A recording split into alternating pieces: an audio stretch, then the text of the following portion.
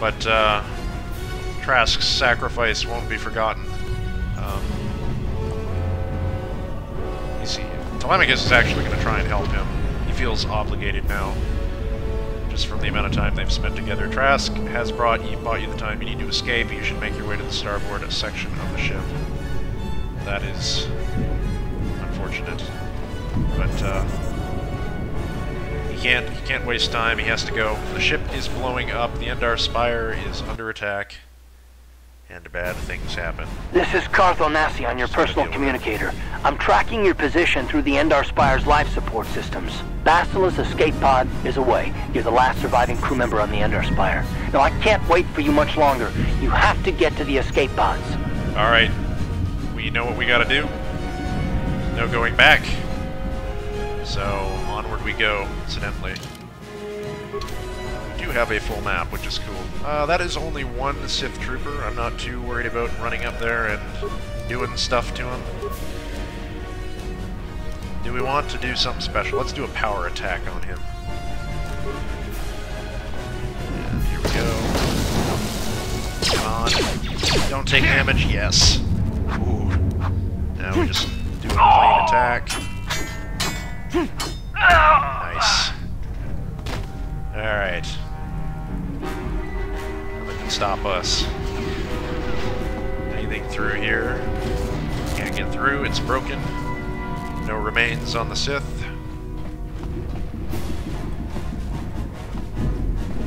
So now we've been contacted by Carth personally, and Telemachus is really hoping that he does not leave before he gets there, but it... Alright, so how do we deal with this situation? We're going to just use regular attacks. I want to keep my defense up so we don't take so much damage. I think we should be fine to deal with these guys.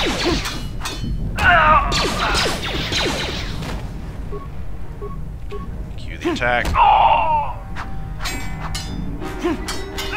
Be careful. There's a whole squad of Sith troopers on the other side of that door. You need to find some way to thin their numbers. You could reprogram the damaged assault droid to help you, if you have enough repair parts. Or you could use computer spikes to slice into the terminal and use the Endar Spire's security systems against the Sith. Keep that in mind. I think we did get a repair part, so no remains before we do this. No items to be found. No. We have a footlocker, which gives us 5 computer spikes and 7 repair parts. That makes me... I'm gonna double check the chest. That makes me want to use the repair parts, because I figure we have more of them, so we should probably make use of those before... I don't have any other items. Before we use the computer spikes, which are the opposite, they're used on the consoles, but, oops. By the way, this does not bode well. There's cracks in the glass showing up. Let's use the security panel just to see what it looks like. I've actually never seen these side panels. I've never played KotOR in widescreen before. It's pretty neat. I didn't know those were there. System loading complete. Entered command. We can view the starboard transport module. That's how you do things. You go into a computer, you view a camera, and then it gives you options. Yeah, so that's a lot of Sith in there. 5 plus a commander. Or 4 plus a commander. We can overload the conduit. We have exactly enough spikes, or we can log out. We're going to log out just for the time being. We're going to see what we can do with this droid. This droid is damaged and inactive. Oh, we can reactivate him for free, so let's do that. The droid is now active. It will attack any enemies that come in range. Activate the droid's shields for repair parts. Activate the droids. Engage the droid in patrol mode for repair parts. So, I could fully fix this droid, losing all my repair parts, or I can lose all my computer spikes. On the basis of... I don't know which are more expensive, actually, now that I'm thinking about it. I'm going to guess that the repair spikes are cheaper, and there's going to be less instances where we're going to need repair parts versus computer spikes. So, with that in mind, I'm going to use my going to activate the droid's shields, and we're going to engage it in patrol mode. Patrol mode is engaged. Once you end this session, the droid will begin patrol and destroy any enemy it encounters. So we're going to let him go and do his thing. Experience points received, 130. Let's see what happens. Let's see what this droid is made out of. Time to get fucked. Oh. Yes. Glorious. It's pretty great. You, come here. If I was min-maxing for experience points, I suppose I could have done both, now that I'm thinking about it. But, we get a really good weapon here, the Prototype Vibroblade. The Prototype Vibroblade is an upgradable sword, and we also get an Ion Blaster if we ever have to deal with droids. Let's take a look at those. Prototype Vibroblade. Damage is 1 to 10. It's a little bit less than the longsword. Damage bonus, physical +1. So really it's 1 to 10 plus 1 by default, so it's 2 to 10. Or 2 to 11, I suppose. Possible? I'm not even sure how that works, you know. Critical threat 19, 20 times 2, so it's the same as the longsword. It's actually better than the longsword. We have a better chance to crit. Balanced if we use it in the offhand, if we were using 2 weapons. Special upgradable melee weapon. This is a very adaptable model of the Vibroblade made for use on a budget that will be purchasing upgrades and resources or finances as resources or finances become available. And the Ion Blaster. Damage is 1 to 4, so it's worse by default than the pistol. And 1 to 10 versus droids, plus an extra 1 to 10 versus droids. Damage is 17 meters, critical threat is on a 20. Balanced if we use it in the offhand. Unlike typical blaster, this weapon fires a stream of energy, very damaging to electrical systems, causing havoc on the internal components of droids. Ion damage is for dealing with droids, and we don't want to put that on. I'm going to put the Vibroblade on. Prototype Vibroblade, that's going to be our go-to weapon from now on, especially once we hit Taris. And I am actually strongly considering getting some extra experience from that console over there. Would it blow up our friend? It probably would. Let's just, oh, is that smart? No, it's actually not smart, because I can use it to get experience on things we're going to need later, so forget that. That's a pointless thing to do. We actually have taken some damage. You've made it just in time. There's only 1 active escape pod left. Come on, we can hide out on the planet below. Well, that's convenient. Who are you? How do I know I can trust you? How do I know... that's really not the thing to be asking in this situation. How do you know you can trust the last person alive who is right next to the last escape pod? Okay. And you're both gonna die if you stay here. Who are you? I'm a soldier with the Republic, like you. We're the last 2 crew members left in the Endar Spire. Basila's escape pod's already gone, so there's no reason for us to stick around here and get shot by the Sith. You don't gotta Come on, convince me, there'll be time for questions later. I'm all for this. That's a pretty neat effect. Anything we can do with this console? Carth? Basila's escape pod's already gone, so there's no reason for us to stick around here and get shot by the Sith. This is the last escape pod and your only hope of survival. Step away. I'm content with dying here. The Force has decided. No, we're going to use the escape pod, obviously.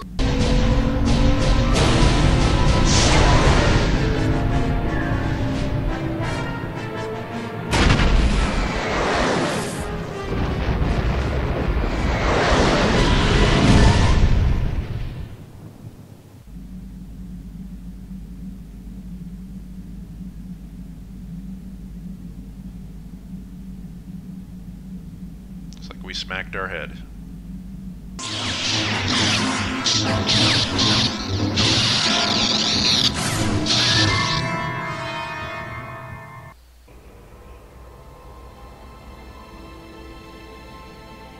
Oh boy. Talk about your rough landings. Where the hell are we? Good to see you up instead of thrashing about in your sleep. You must have been having one hell of a nightmare. I was wondering if you were ever going to wake up. I'm Carth, one of the Republic soldiers from the Endar Spire. I was with you in the escape pod. Do you remember? Yeah, I remember you, yeah. I had a strange dream, like a vision or something. I'm not surprised. You took a serious blow to the head. You're probably having all kinds of strange dreams. I wouldn't worry too much about it. We've been slipping in and out of consciousness for a couple of days now, so I imagine you're pretty confused about things, but try not to worry. We're safe. At least for the moment. We're in an abandoned apartment on the planet of Taris.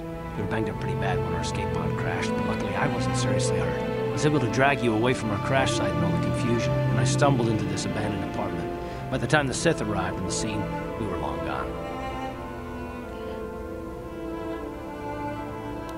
Yeah, Telemachus is going to be really grateful for Carth from dragging him out of the wreckage, because Telemachus is just a mercenary. Carth wasn't beholden to him at all, and being on a planet that's, you know, an unknown world. Apparently we're on the lam right now. He wasn't obligated to stick up for us and save us, but he did, so that's really fantastic.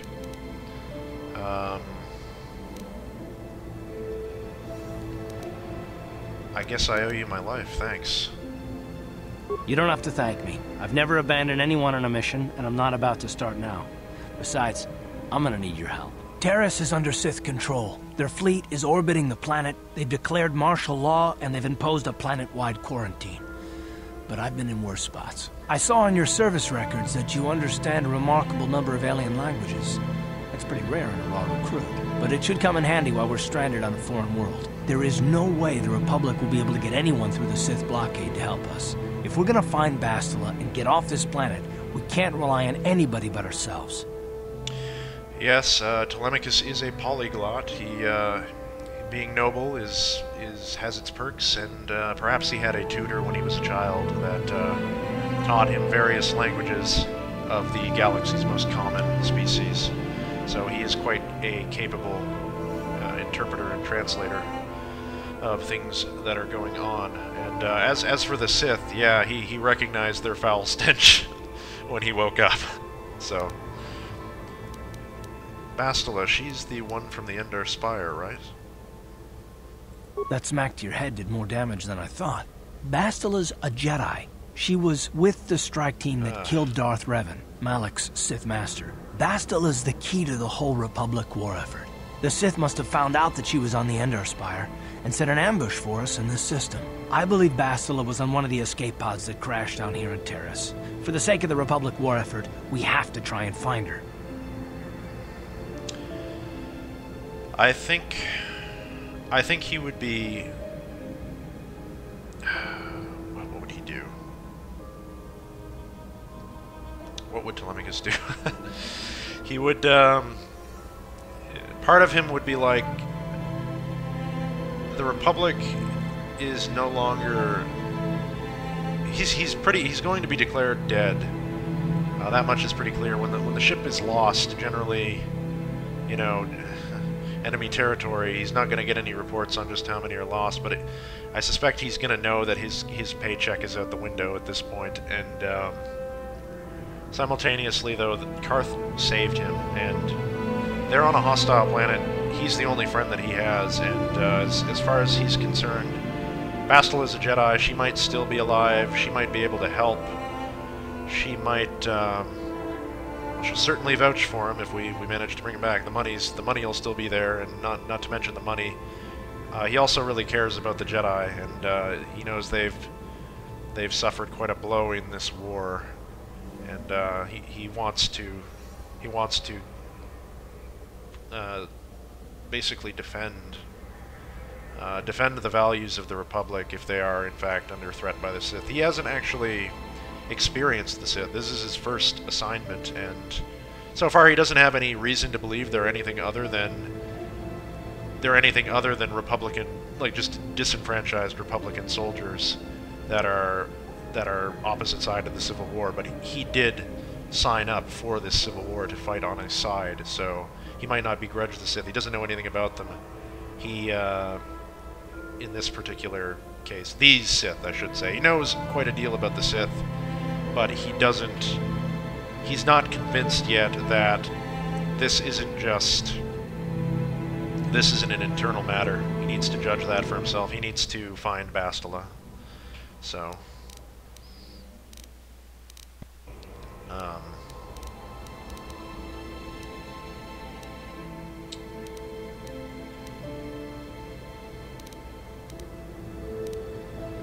How do you know... Yeah, he would ask this, though. How do you know Bastila is even still alive? Or how do you even know Bastila is still alive?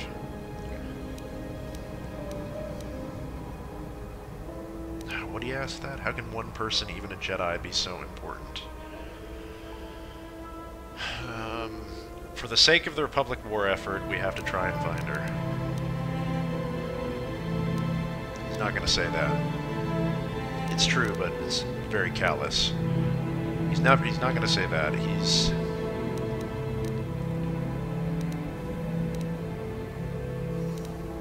How do you even know she's still alive? He doesn't. Agonizing over dialogue. I like this. I know you probably don't.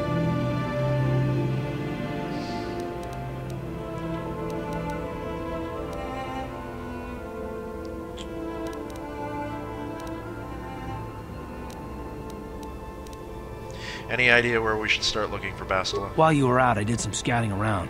There are reports of a couple of escape pods crashing down into the Undercity. It's probably a good place to start. But the Undercity's a dangerous place. We don't want to go there unprepared, and it won't do Bastila any good if we go and get ourselves killed. Alright. I want to ask you some questions, Carth. I'll tell you whatever I can, though I don't know how much help it'll be.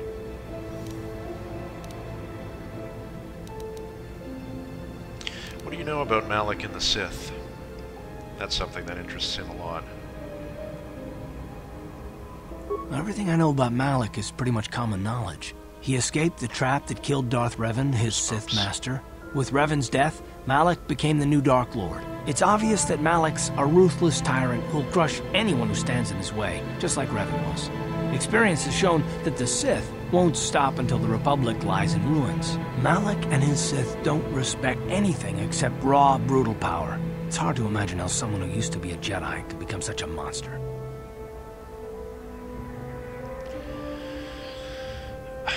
I don't know if Telemachus believes all that. He knows he's talking to a at least not about Revan. Telemachus served with Revan and Malak in the Mandalorian Wars, and he really grew to respect them. So I don't know if he believes all that, but he's not going to say. He doesn't know whether Malak and the Sith have the right idea. A Jedi? What do you mean? Malak and Revan were once both part of the Jedi Order, but they were young and headstrong, and against the wishes of the Council, they went to battle the Mandalorians on the Outer Rim. Something happened out there. Something corrupted them and drew them over to the dark side. Or maybe there was something rotten inside them all along. I don't know. They formed an army of ex-Republic soldiers and Jedi who'd fallen to the dark side, with Revan at their head, until Revan was killed by Bastila's Jedi strike team. But even that didn't slow the Sith down. Malak just stepped in and assumed Revan's role. He took control of the Sith Armada and resumed the bloody conquest of the Outer Worlds. Now, Telemachus asked this question specifically to see what other knowledge, what opinions that Carth had on Revan and Malak, and what is known currently, or what is the kind of what's the scuttlebutt in the fleet on kind of how others perceive Revan and Malak right now, because he really only read preliminary reports that were coming in off the HoloNet, and he wanted to, talk to a soldier and see what it was like. He's very kind of concerned that this is true, or he's becoming more and more concerned that if this is the case, then these Sith, in this case, are actually Sith, and he cannot get behind the Sith philosophy. It's to him, he's read the history, and pretty much it points to a great deal of evil done solely for the sake of themselves. So, alright, I want to ask you something else. He's not going to say any. Don't worry, we'll find a way to stop the Sith. Well, I hope you're right. But the Republic hasn't been able to stop them so far, even with the support of the Jedi Council. I think Bastila may be the galaxy's last hope. He'll tell him that just to put his mind at ease that they're both on the same side. For now. what can you tell me about this planet we're on? Taris was once a magnificent planet-wide metropolis of towering skyscrapers. But that was a long time ago. The upper city where the rich citizens live is still pretty safe. If it wasn't for the Sith occupation and the planet-wide quarantine, it might not even be a bad place to live. But farther down, things have degenerated. The lower city is nothing but a slum overrun by swoop bike gangs, waging a never-ending war for control. And the undercity is... that's even worse. The lowest level of Taris is a wasteland overrun by rat ghouls. Mindless, diseased mutants that attack on sight. I've already entered all this info into your datapad journal. That was very kind of you. And, he knows the type of place. He's, his home planet has slums, and it's not the shining jewel it used to be in the galaxy. He'd like to know some more about Carth, I think. I understand why you want to know more about me. I kind of get the feeling we'll be spending a lot of time together over the next while. But this isn't really the best time for long introductions. We should stay focused on the task at hand. There'll be a time for that later. Alright, my friend. The sooner we start looking for Bastila, the sooner we find her. Let's go. Good idea. We can use this abandoned apartment as a base.